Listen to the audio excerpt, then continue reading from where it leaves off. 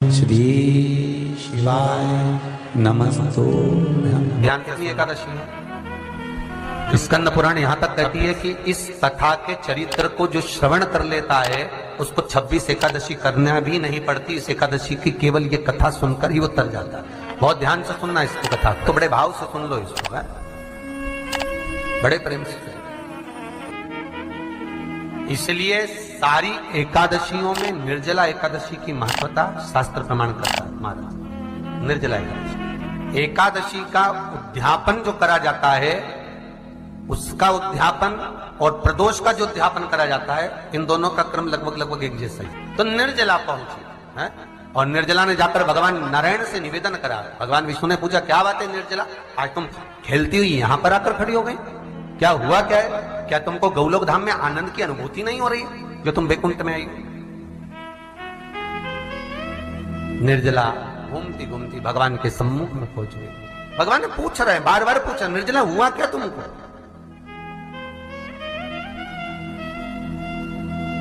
ए निर्जला, ए एकादशी, हुआ क्या है तुमको? क्या कारण है तुम्हारे यहां आने का, बैकुंठ पहुंचने का?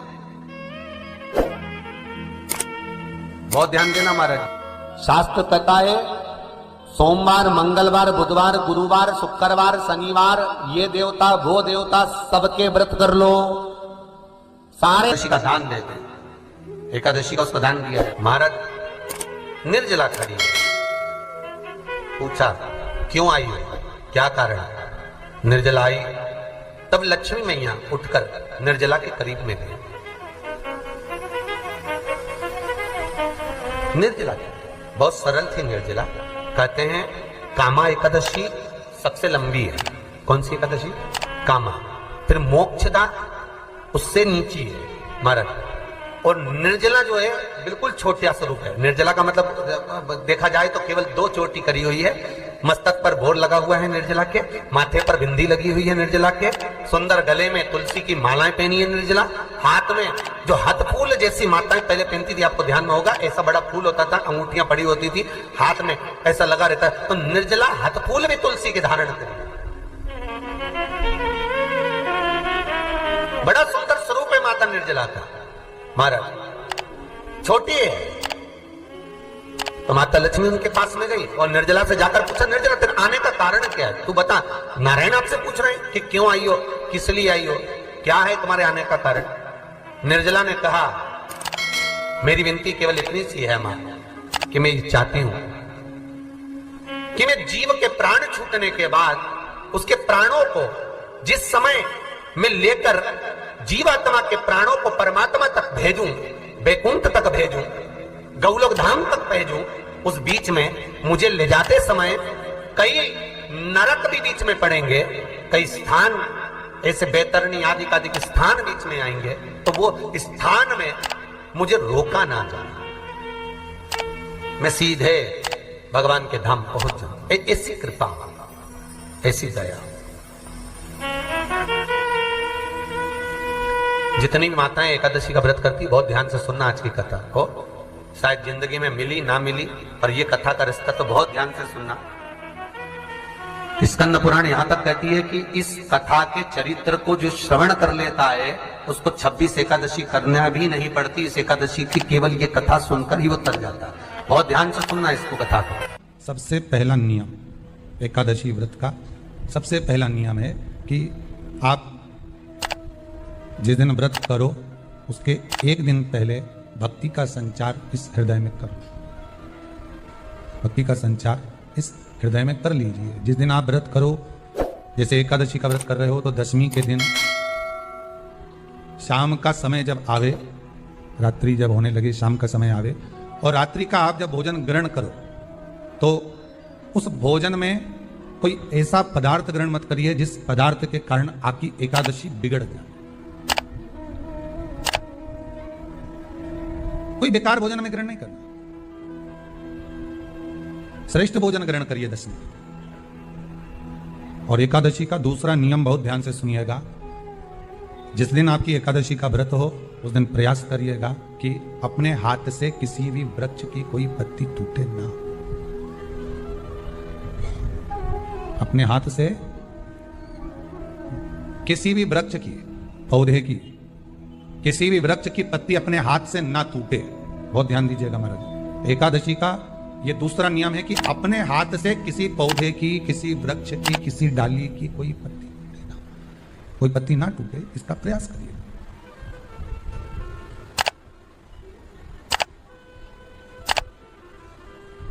कितना सुंदर व्याख्यान कहा है, कितना सुंदर वर्णन है महाराज कि मात्र एकादशी का व्रत कर लेने पर, मात्र एकादशी का व्रत कर लेने पर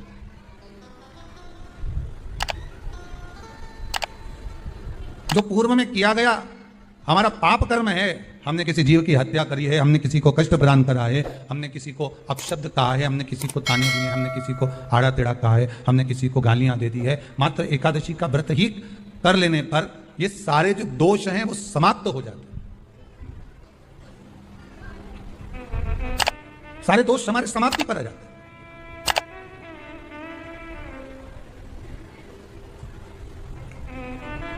अब एक विचार करिएगा थोड़ा सा अपने मन में, अपने चित्त में, अपनी वृत्ति में एक बात उतारिएगा, एक अपने मन में एक बात को उतार कर रखिएगा कि आप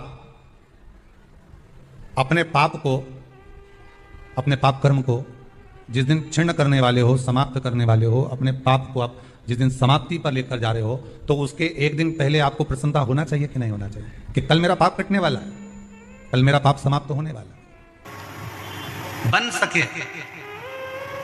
एक बेलपत्र, उस बेलपत्र के मध्य भाग में बीच वाली पत्ती पर लाल चंदन और दोनों पत्तियों पर पीला चंदन, नीचे वाली दोनों पत्तियों पर पीला चंदन, बीच वाली पत्ती पर लाल चंदन और दोनों पत्तियों पर पीला चंदन, और इसी बेलपत्र के साथ में जो लाल चंदन वाला जो पत्ती है उस पर एक श्वेत पुष्प, सफेद फूल रखकर आप अपनी कामना कर कर, जब आपको जल चढ़ाते चढ़ाते 3 महीना, 4 महीना, 5 महीना, 6 महीना आपके हो जाए और बाबा देव अधिदेव महादेव को जल चढ़ाते चढ़ाते समय बीत जाए, तब बाबा से अपने दिल की बात कहने के लिए लाल चंदन, सफेद पुष्प, पीला चंदन दोनों पत्तियों पर अपने हाथ में लेकर कामना कर कर अशोक सुंदरी वाली जगह पर जब हम उसको समर्पित कर, अशोक सुंदरी वाली जगह नंबर पर शिवरात्रि, एकादशी भी 26 है तो प्रदोष भी जम के बोलते जाओ 26 है,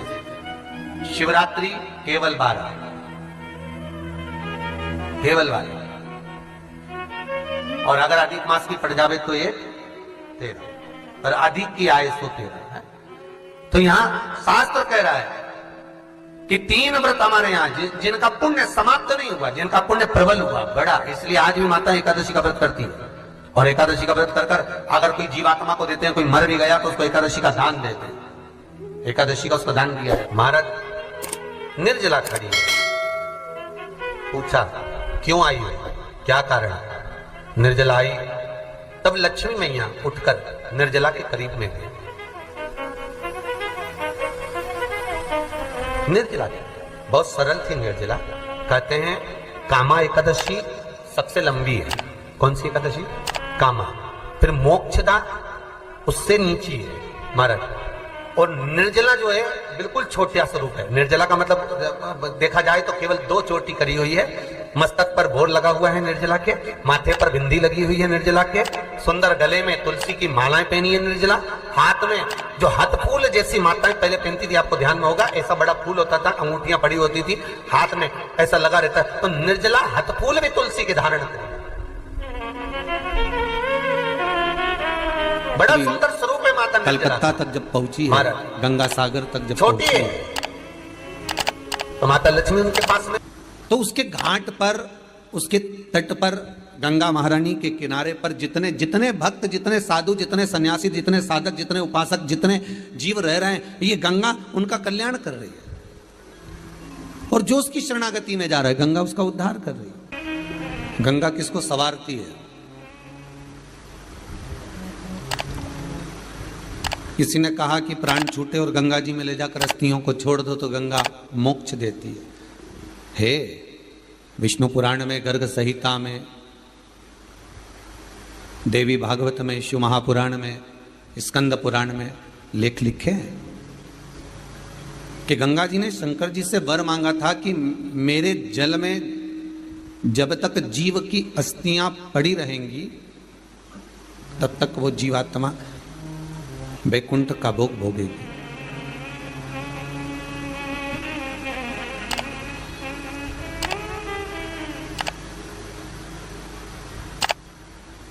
पर गंगा जी ने एक बात और कही है, शिव महापुराण में आपने श्रवण करा ना करा, पर एक बात और गंगा जी कह रही हैं